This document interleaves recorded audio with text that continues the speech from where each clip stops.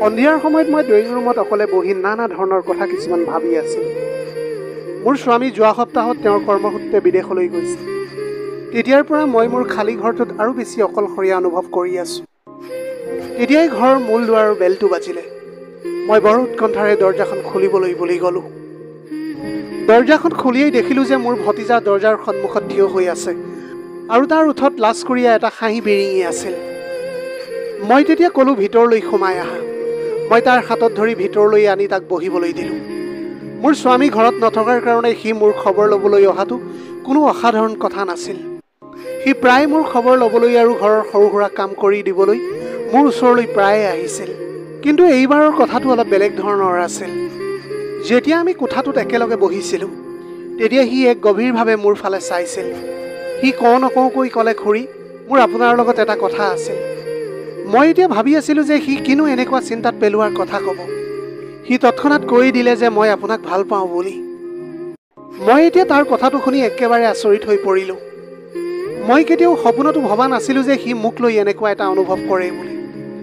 মই তাক কিবা এটা কোৱাৰ আগতে সি নিজৰ হাতখন আগুৱাই আনি মোৰ হাতত লাহেকৈ ধৰিলে আৰু ক'লে, মই জানো যে আপুনি খুৰাৰ লগত সুখী নহয়, কিন্তু চিন্তা নকৰিব খুৰী, মই আপোনাক সুখী কৰি তুলিম।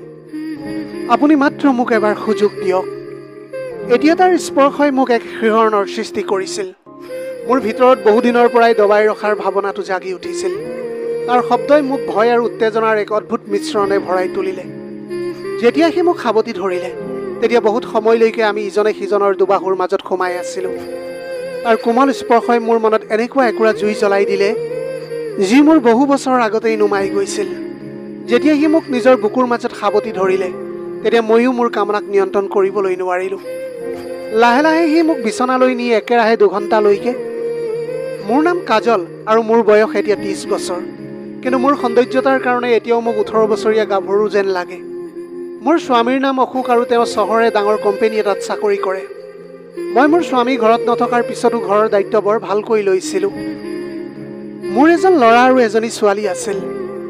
ল'ৰাটোৰ বয়স 10 বছৰ আছিল আৰু ছোৱালীজনীৰ বয়স আছিল 8 বছৰ। আমাৰ জীৱন বৰ সুখেৰে এতিয়া পাৰ হৈ গৈ আছিল। কিন্তু হঠাতে এই সুখৰ পৰিয়ালটো কেতিয়া সলনি হৈ গ'ল মই গমেই নাপালোঁ। মোৰ বৰজনাৰ ল'ৰা ৰাহুল প্ৰায় আমাৰ ঘৰলৈ অহা যোৱা কৰি থাকে। মোৰ স্বামীয়ে তাক এবাৰ দুবাৰ কৈছিল যে, তই কিবা কাম ধান্দা কৰ, কিমান আৰু এনেকৈ তই ঘূৰি ফুৰিবি। কিন্তু সি যেতিয়াই আমাৰ ঘৰলৈ আহিছিল, মই তাক ভালকৈ মাত বোলো কৰিছিলোঁ, আলহীৰ দৰে সেৱা শুশ্ৰূষাও কৰিছিলোঁ তাক মই। কিন্তু তাৰ মনত সেইটো সময়ত কি চলি আছিল সেয়া মই একেবাৰে জনা নাছিলোঁ। এদিন সন্ধিয়া সময়ত ৰাহুল আমাৰ ঘৰলৈ আহিলে আৰু বাৰাণ্ডাতে থকা চকীখনতে বহিছিল সি এক উজ্জ্বল চাৱনিৰে মোৰ ফালে চালে আৰু নানা ধৰণৰ কথা পতা আৰম্ভ কৰি দিলে। তেনেকৈ আমি এতিয়া কথাৰ জালৰ মাজত সোমাই পৰিছিলোঁ। হঠাতে সি মোৰ কাষ চাপি আহিছিল আৰু ক'লে যে, খুৰী, কি আপুনি জানেনে আপুনি যে কিমান ধুনীয়া? মইতো তাৰ কথা শুনি প্ৰথমতে থতমত খাই উঠিলোঁ। কিন্তু তাৰ পিছত এটা মিচিকীয়া হাঁহি মাৰি ক'লোঁ, বৰ ভাল ধেমালি কৰিবলৈ জানা দেই তুমি। ৰাহুলে তেতিয়া মূৰটো জোকাৰিছিল আৰু গভীৰভাৱে ক'লে, নাই খুৰী, মই ধেমালি কৰা নাই। আপুনি মোক সঁচাকৈ মোহিত কৰি পেলাইছে। মোৰ অন্তৰখনে আপোনাক চাবলৈ হাহাকাৰ কৰি ফুৰে। সেইকাৰণেহে মই প্ৰায় ইয়ালৈ আহোঁ। তাৰ শব্দই মোক এটা মুহূৰ্তৰ কাৰণে স্তব্ধ কৰি পেলাইছিল। তাৰপিছত মই তাক সুধিলোঁ, তোমাৰ কথা কোৱাৰ অৰ্থটো কি? তুমি কি ক'বলৈ বিচাৰিছা? ৰাহুলে তেতিয়া মিচিকাই হাঁহি উত্তৰ দিলে, ক'লে যে বিশেষ একো নাই, মাত্ৰ আপুনি মোৰ ওচৰত বহক আৰু কওক যে খুৰা কেতিয়া আহিব। মোৰ এতিয়া উৎকণ্ঠা ভৰা চাউনি দেখি সি মোক লাহেকৈ ক'লে, মোৰ আপোনাৰ ওপৰত দয়া জাগিবলৈ ধৰিছে। খুৰাৰ আপোনাৰ প্ৰতি অলপো গুৰুত্ব নাই। যদি তেওঁ আপোনাৰ কথা চিন্তা কৰিলেহেঁতেন, তেনেহ'লে তেওঁ কেতিয়াও আপোনাক ইমান দিন অকলে এৰি থৈ নগ'লহেঁতেন। মই এতিয়া ৰাহুলক ক'লোঁ যে, এইবিলাক কথা তুমি কেনেকৈ জানিছা? তোমাৰ খুৰাই মোৰ পৰা দূৰত থকাৰ কাৰণ আছে। যদিহে আপোনালৈ তেওঁৰ কিবা এটা চিন্তা থাকিলেহেঁতেন, তেনেহ'লে তেওঁ আপোনাক লৈ নিজৰ লগতে ৰাখিলেহেঁতেন আৰু আপুনি ইয়াতে এনেকৈ অকলে আছে। ৰাহুলে এনেকৈ কৈ যেতিয়া মোৰ মূৰত হাতখন থলে, তেতিয়া মই এক মুহূৰ্তৰ কাৰণে তাৰ কথা ভাবিবলৈ ধৰিছিলোঁ। যিমান যি হ'লেও মই এতিয়াও গাভৰু হৈ আছিলোঁ আৰু এনেকৈ কিমান দিনলৈকে মই স্বামীৰ পৰা দূৰে দূৰে থাকিম। আৰু এইটোৱেইটো বয়স মোৰ স্বামীৰ পৰা মৰম পোৱাৰ। আৰু এনেকৈ কেইবছৰমানৰ পিছত আমাৰ দুয়োৰে বয়সটো বাঢ়ি যাব। এতিয়া মই এইবিলাক কথাই ভাবি আছিলোঁ। তেতিয়াই মোৰ ভতিজাই মোৰ ওচৰলৈ আহি হাতত ধৰি ক'লে, খুৰী, আপুনি একেবাৰে চিন্তা নকৰিব, সকলো ঠিক হৈ যাব। এনেকৈ কৈ মোৰ ভতিজা ৰাহুল তাৰ পৰা গুচি গ'ল। কিন্তু সি মোৰ মনত বহুতো প্ৰশ্ন এৰি থৈ গুচি গ'ল। মই ভাবিলোঁ যে ৰাহুল আমাৰ ঘৰলৈ সঘনাই অহাৰ কাৰণটো কি। মোৰ ভতিজা ৰাহুল 22 বছৰীয়া এজন সফল ডেকা। সি তাৰ গাঁৱতে এটা চাউলৰ মিলত কাম কৰিছিল, কিন্তু তাৰ দৰমহাটোহে বৰ বেছি নাছিল। তথাপিও সি গাঁৱৰ হিচাপতে ঠিকেই উপাৰ্জন কৰিছিল। আমাৰ ইয়ালৈ অহাৰ পিছত তাৰ মনটো মোৰ ফালে ঢাল খাইছিল, কাৰণ সি যেনেকৈ মোৰ লগত কথা পাতিছিল সেই কথাবিলাকৰ পৰা মোৰ তেনেকুৱাই অনুভৱ হৈছিল। ময়ো মোৰ স্বামীৰ পৰা দূৰত থাকি অশান্তি অনুভৱ কৰিছিলোঁ। এতিয়া সেই কথাটোৰ সুযোগতে সি মোৰ অন্তৰত ঠাই ল'বলৈ চেষ্টা কৰিলে। এতিয়া যদি আমাৰ দুয়োৰে মাজত সম্পৰ্ক হয় তেনেহ'লে কথাটো স্বাভাৱিক নহ'ব। সেইকাৰণে মোৰ ভতিজাই এই কথাটো মোক খুলি ক'বলৈ ভয় কৰি আছিল যে কেনেবাকৈ মই তাৰ কথাত বেয়া পাম বুলি। তেনেকুৱা হ'লে ঘৰখনত এটা অশান্তিৰ পৰিৱেশৰ সৃষ্টি হ'ব পাৰে আৰু আমাৰ সম্পৰ্কটো চিৰদিনৰ বাবে ভাঙি যাব পাৰে। সেইদিনা বাৰান্দাত বহি মই নিজৰ সেইবিলাক কথাই ভাবি আছিলোঁ। মোৰ ভতিজাই সেইদিনা সেইবিলাক কথা কৈ যোৱাৰ পিছত মোৰ মনত তাৰ কথাবিলাকেই খেলি আছিল। সি মোৰ পৰা আচলতে কি বিচাৰে সেই কথাটোৱে মোক ৰাতিও শান্তিত শুবলৈ দিয়া নাছিল। ৰাহুল মোৰ বাবে এক ৰহস্য হৈ পৰিছিল। ৰাহুল এটা আকৰ্ষিত ল'ৰা আছিল। তাৰ চকুৰ চাৱনিত এনেকুৱা এটা গভীৰতা আছিল যিটো মই বুজিব পৰা নাছিলোঁ। তাৰ উপস্থিতিয়ে সদায় মোৰ ভিতৰত কিবা এটা এনেকুৱা লালসা জগাইছিল যে যিটো মই ভাষাৰে ব্যক্ত কৰাব নোৱাৰিম। কেইমাহমানৰ পিছত মোৰ স্বামী অসুখ ছুটি লৈ ঘৰলৈ আহিলে। নিজৰ মৰমৰ পত্নীক দুৱাৰ মুখত দেখি তেওঁ ৰ'বলৈ নোৱাৰি মোক সাৱটি ধৰিলে। মই তেওঁৰ কাণৰ ওচৰত ফুচফুচাই কিবা এটা ক'লোঁ, যাৰ ফলত তেওঁ আনন্দতে নাচি বাগি উঠিছিল। ৰাতি আমি যেতিয়া ভাত খাবলৈ বহিলোঁ তেতিয়া মই মোৰ মনৰ ভাৱনাক অসুখৰ আগত প্ৰকাশ নকৰাকৈ থাকিব নোৱাৰিলোঁ।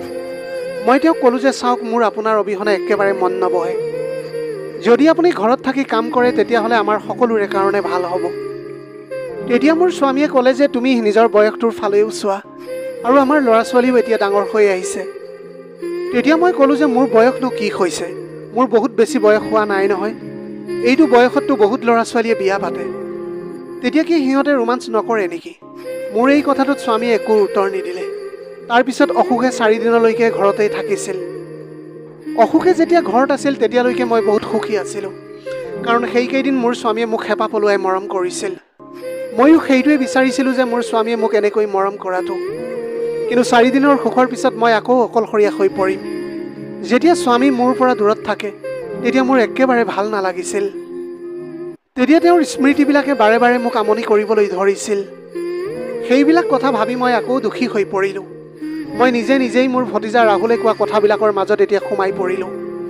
ৰোমাঞ্চ আৰু উত্তেজিত কৰা তাৰ কথাবিলাকত মই কিবা এটা পাবলৈ বিচাৰিবলৈ ধৰিলোঁ। যিমানেই সময়বিলাক পাৰ হৈ গৈ থাকিল সিমানেই মই তাক অকলে ব্যক্তিগত ৰূপত তাৰ চকুত মোৰ পৃথিৱী চোৱাৰ ইচ্ছা বাঢ়িবলৈ ধৰিলে। মই মোৰ উত্তেজনাক আৰু বেছি নিয়ন্ত্ৰণ কৰিব নোৱাৰি মই মোৰ জালৈ ফোন লগালোঁ। মই মোৰ জাক সুধিলোঁ যে ৰাহুল আমাৰ ইয়ালৈ কেতিয়া আহিব। মই বৰ উৎসাহেৰে কথাখিনি সুধিছিলোঁ। মোৰ জায়ে সাধাৰণভাৱেই ক'লে যে সি অহা সপ্তাহত তোমালোকৰ ঘৰলৈ যাম বুলি কৈছে। সেই কথাটোৱে মোৰ মনত সুখৰ ঢৌ বোৱাই তুলিছিল। এনেকৈ দিনবিলাক লাহে লাহে পাৰ হৈ গৈ থাকিল আৰু মই ৰাহুল অহালৈ দিন গণিবলৈ ধৰিলোঁ। হঠাতে এদিন ঘৰৰ দুৱাৰ বেলটো বাজিলে। মই যেতিয়া দৰজাখন খুলিলোঁ তেতিয়া সন্মুখত মোৰ ভতিজা ৰাহুল থিয় হৈ আছিল। সি তেতিয়া মোৰ ফালে এক গভীৰভাৱে চাই আছিল। তাৰপিছতে সি ক'লে যে খুৰী কওক, আপুনি মোক কিয় মাতিছিল? এতিয়া ৰাহুলে ঘৰৰ ভিতৰত সোমোৱাৰ লগে লগে মই দৰজাখন বন্ধ কৰি দিলোঁ। তাৰপিছত তাৰ পিছে পিছে ভিতৰলৈ আহিলোঁ আৰু মই মোৰ ভতিজাৰ লগত কথা পাতিবলৈ ধৰিলোঁ। অলপ সময় কথা পতাৰ পিছত মই চাহ বনাবলৈ পাকঘৰলৈ গুচি গ'লোঁ। তাৰপিছত মই 2টা কাপত চাহ লৈ আকৌ তাৰ ওচৰত আহি বহিছিলোঁহি। তাৰপিছত ৰাহুলে সুধিছিল যে খুৰা আহিছিল নেকি? মই বৰ দুখ মনেৰে ক'লোঁ, আহিছিল, কিন্তু 4 দিন থাকি আকৌ গুচি গ'ল। সেইটো সময়ত মই দুখ মনেৰে কথাখিনি কোৱা দেখি ৰাহুলৰ অনুভৱ হ'ল যে মই মোৰ স্বামীক লৈ একেবাৰে সুখী নহয়। তেতিয়াই সি সুযোগৰ লাভ উঠাই ক'লে যে খুৰী, মই আপোনাক কিবা এটা ক'বলৈ বিচাৰিছোঁ, কিন্তু মোৰ ভয় লাগে যে আপুনি কেনেবাকৈ বেয়া পাব বুলি। মই তেতিয়া ক'লোঁ যে তুমি কোৱা, মই একো বেয়া নাপাওঁ। তেতিয়া সি ক'বলৈ ধৰিলে, খুৰী, সঁচা কথাটো হ'ল মোৰ আপোনাক বহুত ভাল লাগে আৰু মই আপোনাৰ প্ৰেমত পৰিবলৈ ধৰিছোঁ।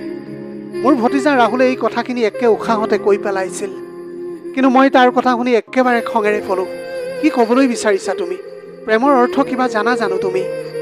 তুমি জানো দেখা নাই তোমাৰ আৰু মোৰ বয়সৰ বহুত পাৰ্থক্য আছে, আৰু এনেও মই সম্পৰ্কত তোমাৰ খুৰী হওঁ। তেতিয়া মোৰ ভতিজাই ক'বলৈ ধৰিলে, মই মোৰ অন্তৰখনক কি কৰোঁ যি আপোনাৰ মাজত সোমাই গ'ল। মোৰ অন্তৰত আৰু মগজুত সকলো সময়তে আপোনাৰ প্ৰতিচ্ছবি ভাহি আহে। তেতিয়া মই ক'লোঁ যে তুমি পাগল হৈছা চাগে। তুমি এবাৰ ভাবি চোৱাচোন, যদিহে ঘৰৰ মানুহবিলাকে এইবিলাক কথা গম পাব, তেতিয়া মোৰ অৱস্থাটো কি হ'ব। তাৰপিছত ৰাহুলে বিচনাৰ পৰা উঠিলে আৰু মোৰ একেবাৰে ওচৰত আহি বহিছিলহি। সেই সময়ত সি এনেকৈ মোৰ একেবাৰে ওচৰত আহি বহা কাৰণে মই একো আপত্তি নকৰিলোঁ। তাৰ ফলত মোৰ ভতিজাৰ সাহস আৰু অলপ বাঢ়ি গৈছিল। ৰাহুলে তেতিয়া নিজৰ হাতখন আগুৱাই আনি মোৰ হাতত ধৰিলে আৰু মোক বুকুৰ মাজত সাৱটি ধৰিছিল। যেতিয়া সি মোক তাৰ দুবাহুৰ মাজত ল'লে, তেতিয়া মোৰ অনুভৱ হ'ল যে প্ৰেমৰ কোমল সোঁত মোৰ দেহৰ ভিতৰতো ববলৈ ধৰিছে। ৰাহুলে মোৰ কাণত কিবা এটা মিঠা কথা ফুচফুচাই ক'লে। আমি এতিয়া একেলগে সেইবিলাক উপভোগ কৰিবলৈ ধৰিলোঁ আৰু এতিয়া আমি সৰু পৃথিৱীখনত হেৰাই গৈছিলোঁ।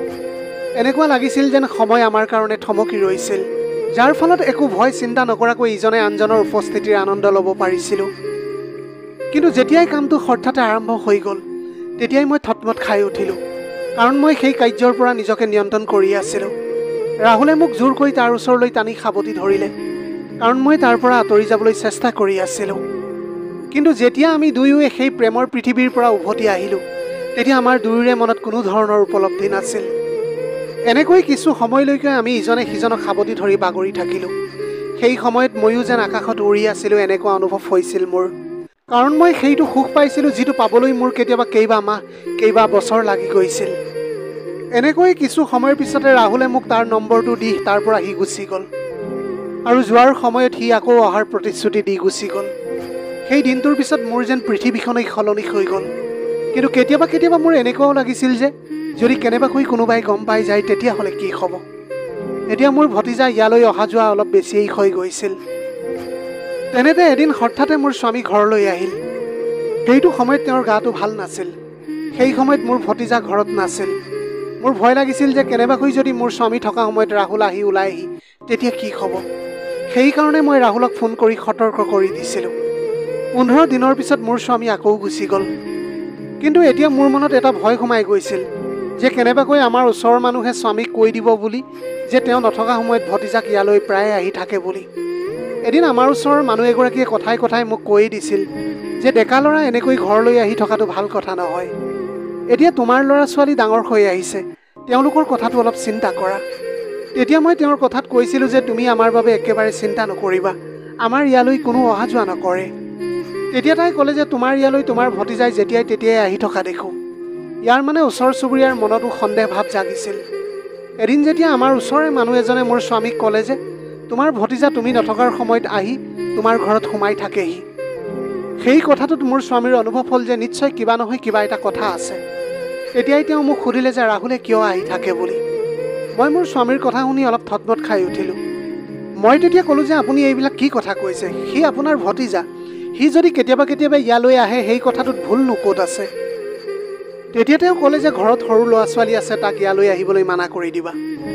মই মোৰ স্বামীক ক'লোঁ যে আপুনি এইবিলাক কি কথা কৈ আছে, আপুনি জানেনে তেনেকুৱা কৰিলে আমাৰ সম্পৰ্ক বেয়া হৈ যাব, কাৰণ সি কোনো আন ল'ৰা নহয়, সি আমাৰ পৰিয়ালৰ সদস্য।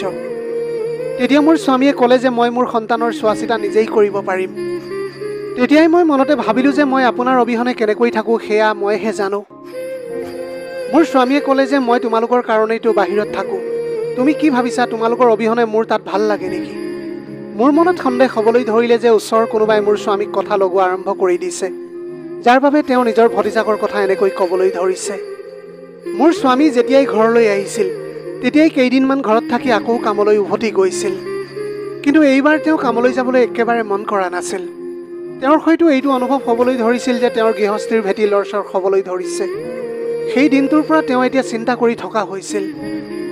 কেইদিনমানৰ পিছত তেওঁ চহৰলৈ গ'ল, কিন্তু তেওঁৰ মনটো বাৰে বাৰে ঘৰলৈ টানি আছিল। তেওঁৰ এনেকুৱা লাগিছিল যেন তেওঁৰ অনুপস্থিতিত মই কিবা এটা বেয়া কাম কৰি আছোঁ। এদিন তেওঁ হঠাতে ছুটী লৈ মোক ফোন নকৰাকৈ ঘৰলৈ আহি গ'ল। যেতিয়া তেওঁ ঘৰত সোমাল তেতিয়া ঘৰত আমাৰ দুয়োটা সন্তান নাছিল। তেতিয়া তেওঁ আমাৰ কোঠাটোৰ ফালে আহিবলৈ ধৰিলে। যেতিয়াই তেওঁ কোঠাৰ দৰজাখন খুলিছিল তেতিয়া মই তেওঁক দেখি একেবাৰে থতমত খাই উঠিলোঁ, কাৰণ এইটো সময়ত মই আৰু ভতিজা তেনেকুৱা এটা অৱস্থাতে আছিলোঁ আৰু সেইবিলাক কৰি আছিলোঁ। মোৰ স্বামীয়ে মোক এনেকৈ দেখি নিজকে নিয়ন্ত্ৰণ কৰিব নোৱাৰিলে আৰু মোক মাৰিবলৈ তেওঁৰ হাত উঠিলে। তেওঁৰ চকুত এতিয়া একুৰা হিংস্ৰ জুই জ্বলি উঠিছিল। এতিয়া এইবিলাক দেখি ভয়তে মোৰ অন্তৰখন কঁপাই তুলিছিল। আৰু এনেকৈ মই পিছফালে চুচৰি গৈ তেওঁৰ খঙৰ পৰা বাচিবলৈ চেষ্টা কৰিবলৈ ধৰিলোঁ। কিন্তু সেইটো সময়ত মোৰ স্বামীৰ খঙৰ কোনো সীমাই নোহোৱা হৈ গৈছিল। তেওঁ মোৰ দুৰ্বল শৰীৰটোক আঘাত কৰিবলৈ ধৰিলে।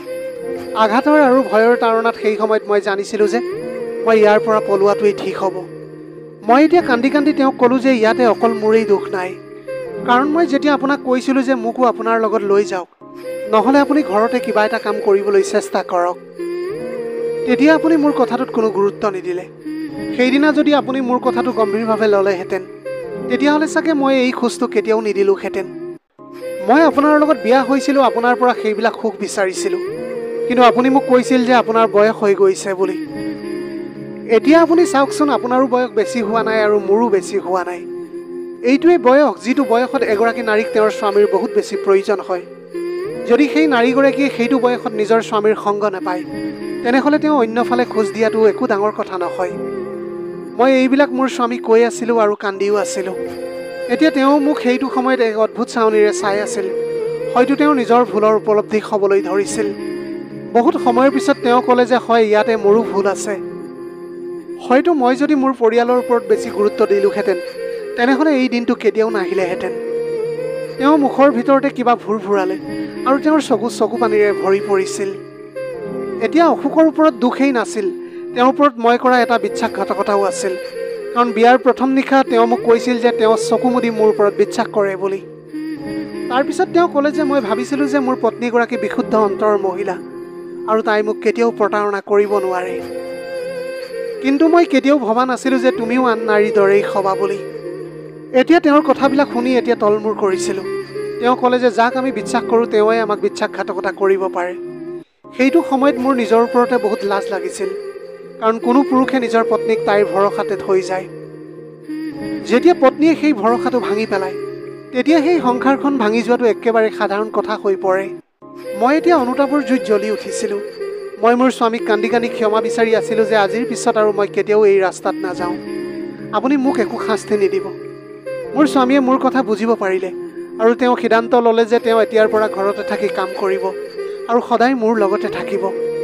এতিয়া তেওঁ মোক ক্ষমা কৰি দিলে, কিন্তু মনত চিৰদিনৰ বাবে এইটো দুখ থাকি যাব যে মই তেওঁৰ লগত বহুত ডাঙৰ এটা ভুল কৰিছিলোঁ। কাৰণ সম্পৰ্কত যদি কেতিয়াবা ফাট মেলে, তেতিয়াহ'লে সেয়া সদায়ৰ কাৰণেই তেনেকুৱাই থাকি যাব। কিছুদিনৰ পিছত অশোকে অলপ টকা যোগাৰ কৰি ঘৰৰ ওচৰতে এখন দোকান খুলিলে। এতিয়া দোকানখন ভালকৈ চলাৰ কাৰণে তেওঁৰ আৰ্থিক অৱস্থাটো বহুত ভাল হৈ গৈছিল। আনহাতে দোকানৰ নতুন সফলতাৰ বাবে তেওঁৰ জীৱনলৈ এক সুখৰ ছায়া নামি আহিছিল। অশোকে এতিয়া তেওঁৰ ভতিজাকৰ লগত সকলো সম্পৰ্ক ছিঙি পেলাইছিল, যাৰ ফলস্বৰূপে পৰিয়ালটোত ফাট মেলিবলৈ ধৰিছিল। এতিয়া না আমি তাৰ ঘৰলৈ গৈছিলোঁ, না সি আমাৰ ঘৰলৈ আহিছিল। লাহে লাহে এনেকৈ নিশ্চিতভাৱে মই নিজকে অতীততকৈ এটা ভাল জীৱন পাবলৈ ধৰিছিলোঁ আৰু মোৰ সন্তানৰ লগতে মোৰ স্বামীৰ লগত বৰ্তমানৰ জীৱন উপভোগ কৰিবলৈ ধৰিলোঁ। এই কাহিনীটোৰ যোগেদি এটা সৰল কিন্তু শক্তিশালী বাৰ্তা দিবলৈ বিচাৰিছোঁ যে সম্পৰ্ক এটা ধৰি ৰাখিবলৈ হ'লে ইজনে আনজনৰ ভাৱনাক বুজাটো খুবেই প্ৰয়োজনীয়। এতিয়া যিমানেই দিনবিলাক বাগৰিবলৈ ধৰিছিল, সিমানেই মই মোৰ পৰিয়ালৰ লগত সুখী হ'বলৈ ধৰিছিলোঁ। প্ৰিয় দৰ্শক, এয়াই আছিল আজিৰ কাহিনীৰ ভাগ। আজিৰ ভিডিঅ'টি কেনেকুৱা লাগিলে জনাব। যদি ভাল লাগিল তেনেহ'লে লগৰ বন্ধু বান্ধৱীসকলৰ মাজত শ্বেয়াৰ কৰিবলৈ নাপাহৰিব। আপোনালোকৰ গোটেই জীৱনটো হাঁহিৰে উপচি পৰক। পাৰিলে দুখীয়াজনক অলপ সহায় কৰিবলৈ চেষ্টা কৰিব। আপোনালোকৰ অকণমান সঁহাৰিয়ে যদি কোনোবা এজন দুখীয়াৰ জীৱনটো সলনি কৰিবলৈ পাৰে, তাতকৈ পুণ্যৰ কাম আৰু এই পৃথিৱীত একোৱেই হ'ব নোৱাৰে। Have a nice day.